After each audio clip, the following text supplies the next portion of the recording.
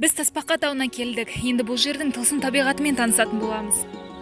Таспақа аталуының себебі төменнен, яғни жол бойынан қарасаңыз, бұл үйілген тастар алып тасбақаның бейнесін көрсетеді. Бұл біреу қолмен қашап, әсемдеп жасаған тас емес. Табиғат өзі тудырған табиғи жаратылыс. Ашық аспан астындағы музей десек те болады.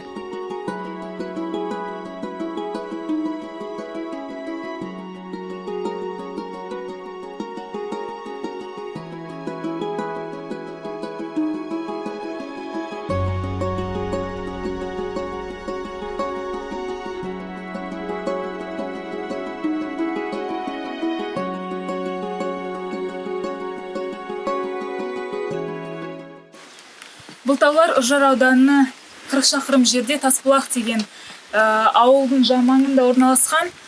Бұл тарихшылардың айтуынша біздің заманымыздан бұрын 4-5 ғасырларда пайда болған екен. Егер таутастарды суретшінің көзімен қарайтын болсақ, әр біреуінен бір бейнені табуға болады екен. Адамдардың бірі динозаврларды көрсе, бірі мүйізді ірі жануарларды байқайды. Ежелгі ата-бабаларымыздың тұрмысы мен өмірін бейнелейтін таңбалы тастарды да кездестіруге болады.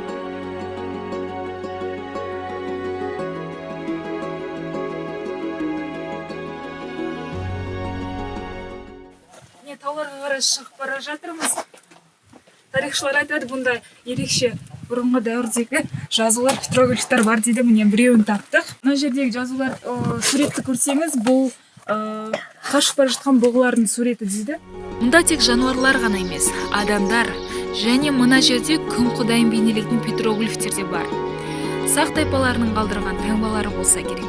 Суреттердің уақыт өте жоқ болып кетуі әбден мүмкін. Қайткенмен де жел, су, қар шайып тастайды ғой.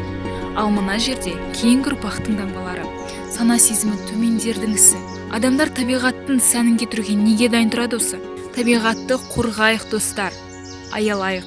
Осы таутас арқылы біз тарихымызды танимыз ғой.